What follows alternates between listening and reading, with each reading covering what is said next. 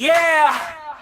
Sa ingay ng mundo, sa hatak ng yaman, sa ingay ng salita, Diyos, ikaw ang katotohanan. Yeah!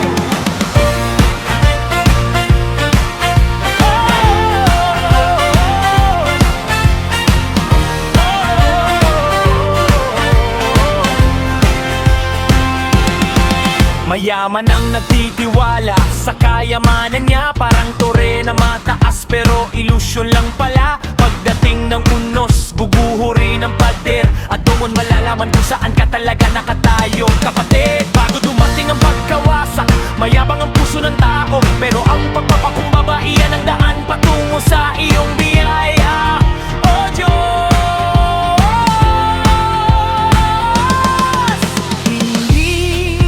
lakas, hindi sa talino. Sa iyo, o Diyos, ang tunay na panalo. Ang katotohanan mo, ang tunay na matibay. Hindi yaman, hindi pangalan, hindi lakas ng buhay. O Diyos, ikaw ang bangder na di magiging.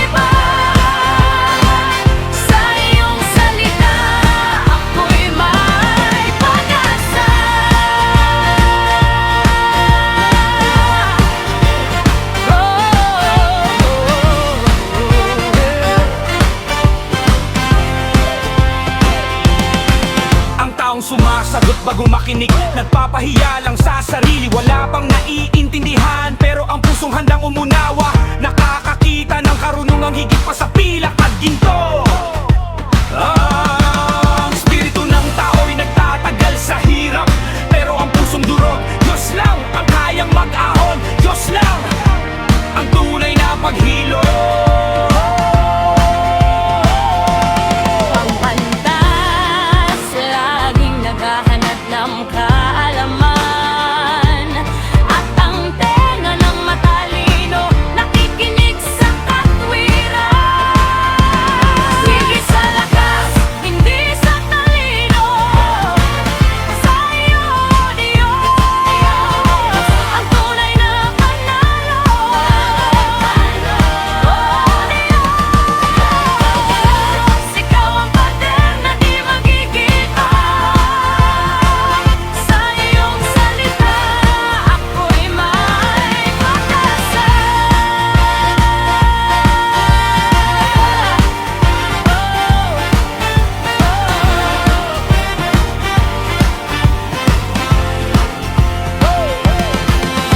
Ang regalo ay nagbubukas ng pinto, parang susi sa harap ng dakilang tao. Pero ang paghahakol, bago marinig ang magkabilang panig, iyan ang simula ng kaguluhan, iyan ang sayaw ng kagaspangan. Ang paghahati ay naayos ng makatarong ang pasya, at minsan mas mabigat pa sa dugo ang hinahatulan ng damo. O Diyos, ikaw ang hustisya, ikaw ang karunungan, ikaw ang tinig na hindi nagbabago, ikaw ang tanging pader na tunay. Mas mahirap kumbinsihin ang kapatid na nasaktan kaysa pumasok sa lungsod na puno ng pader at pantay. Pero ang salita ng matuwid, parang bunga ng puno, nagbibigay buhay. Ang mga ng labing ng pantas, iyon ang nagtatayo ng kanyang buhay. Diyos, kung ano ang bibig namin Na magsalita ng liwanag.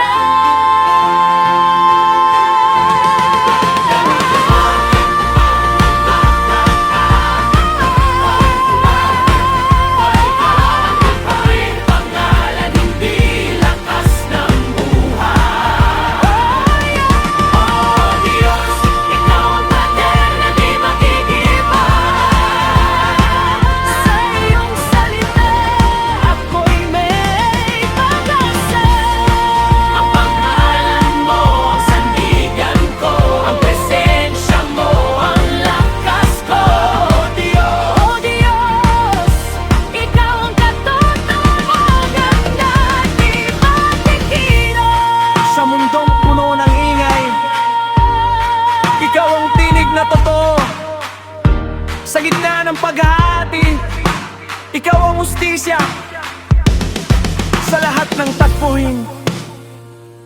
Ikaw, O Diyos, ang pader na hindi guguho.